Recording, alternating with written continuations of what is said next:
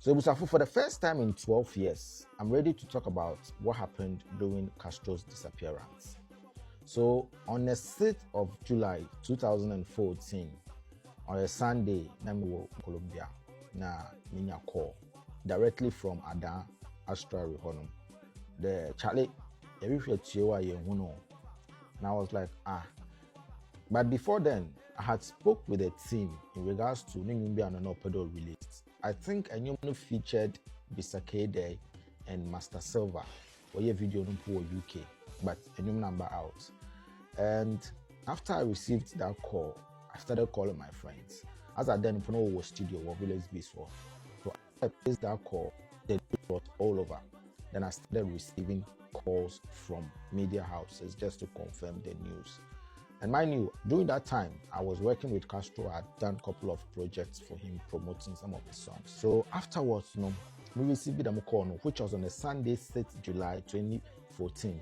The next day, which was on the 7th July 2014, we received a call by the CEO of Sky Media Group, which happens to be Wilson Arthur. So, during that time, West Legacy are very strong. So, no corner office, no, or your Monday, no. The Masama we see, Opodo Otu, and I say, na yako Adaho, na yako Piamoroko. So, fast forward, Oma Nana Kwesi, who happens to be the PRO of Team Move, Kofi Kinata's record label, Oma Slicky, who happens to be the CEO of Slicky Promotions, and myself, three call Ada. So fast forward, I'm matching Monday, 7th of July 2014. Na Yamayamudo Ada no. In fact, when we got there, atmosphere was super sad. When I say sad, it was super sad to an extent that we knew something was wrong. But before then, there were enter Happy Inn Hotel Hono. Na wa GM phones, Ame Slicky, Nana Kwesi, there was heavy security. Wa GM phone and they knew us. So when we went in,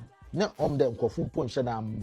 went in, asked questions what really was happening, and from where we were, you could hear there were bompe war idem ho oye asamojan bafojan squad wish were bompe. They were crying and could feel the heaviness in the prayers. There were Hona president then, the Navy, Wabay. And when the Navy came, we saw them patrolling with even helicopters, patrolling them in Suna or Dahono. And trust me, I'm going to do one Suna and I said, damn, so we saw a lot of things. You could feel there something was wrong. And we asked there, I say, about SMC, and they explained to us that CEO who happens to be Castro, or me, Janet Bandu, and Chirma, or Quay, baby, or whatever. Kasana Inchim, your hosuna, Janet Bandu, ne papa, obey. Charlie, a strong man on the Uchim Sua, and they did a couple of sacrifices. Your honor, a confuna, a sofu, started trooping in, praying, like we saw God sacrifices, like we are paying. All those things, we witnessed it.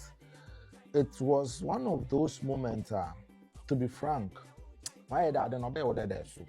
Because you are talking to this person the next minute, and the next minute he's not there. And over the years, the past 12 years, I've read comments, I've watched interviews, I've heard people saying there, Castro. But trust me, whatever I saw that day, I made my conclusion. I made my conclusion that, this is a serious issue. We had like the whole day in Ada. We had to return back to Takrade to give an account to Mr. Wile on our trip there. It was one of the most difficult moments in our lives because as at then, Castro had released dope songs, good songs that were gaining nationwide attention. No, we released the Seho or the Pan or the Aja Award. Now, a lot of songs are in Castro here.